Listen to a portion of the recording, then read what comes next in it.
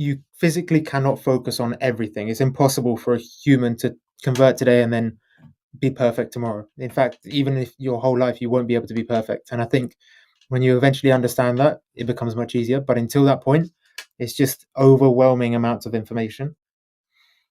Praying was very difficult as well because this is a revert problem. You have to pray in Arabic, but you also want to understand what you're saying, so you have it in English. But then it's your first time ever saying it, so you have to read the Arabic slowly so that you actually, because it's not actually words, you can't read it fast. It's just something that you don't understand because it's in Arabic.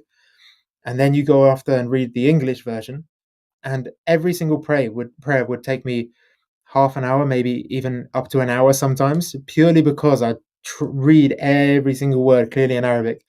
So there were times where I was praying for 2.5, 3 hours a day when I first converted, and it took me a week before I was like, I can't do this anymore. And that's where I took a step back and thought, okay, one prayer. I'm going to start with one, and then I'll add to it. And I started with Fajr, which was the easiest 2 rakat, and that's as well like understanding the rakats of a prayer. There's two for one of the prayers. There's three, and then there's four, and then there's a optional prayers you can do after or before. It's just an overwhelming amount of information that you have to take in, and then filtering out what's actually important for you to focus on, and then something that you can maybe focus on afterwards.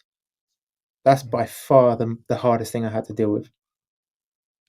How did friends and family react?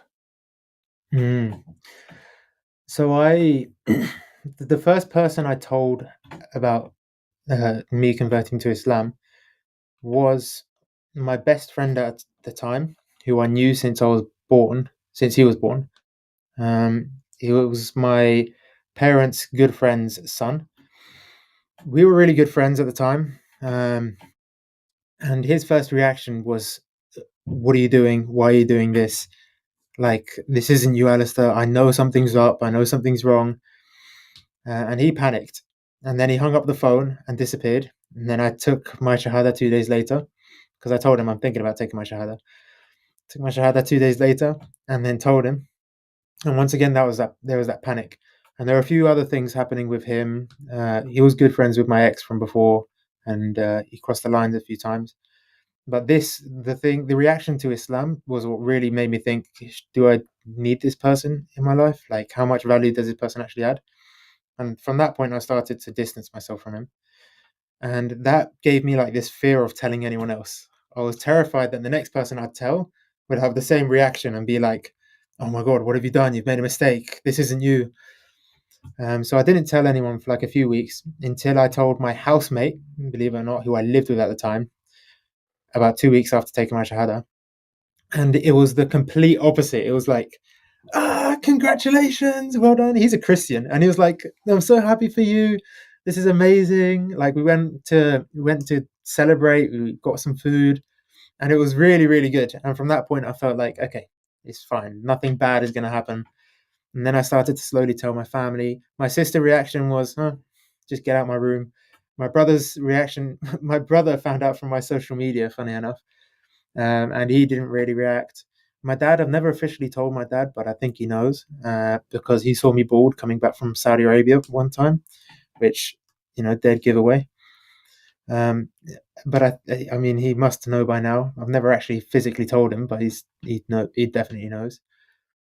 To be honest, apart from that first reaction, everything else was fine. It's For me, I think the biggest fear is knowing how I used to think Islam was, which was how the news portrays it and how the media portrays it, which is terrorism and danger and like don't involve yourself with these people. And some of the more extreme stuff, which is they're all pedophiles and they're all rapists and they have these gangs in London. And then realizing that it's not that, but that's what everyone else thinks it is. And now I have to tell someone, hey, I'm Muslim, and their first thought is going to be, he's one of them. That was my fear, knowing how I used to think Islam was. I Yeah. was having a conversation with the sheikh the other day, and he gave me a piece of advice. He's like, as a revert, the big thing you should focus on is building your foundation of Islam, your understanding of the Quran, your understanding of the basics, right? Because a lot of reverts will try to climb this really tall ladder really fast and get to the very top and understand every minute detail, and then they crash. right? And Hmm. especially with people on social media. It's a big thing we see with a lot of reverts. It's like, oh, I'm a revert everywhere, post it all over, and then you're like, oh, I can't handle this. And I even Hmm. had a couple times where I'm like, whew, this is a lot of eyes on my non-perfect Islamic knowledge.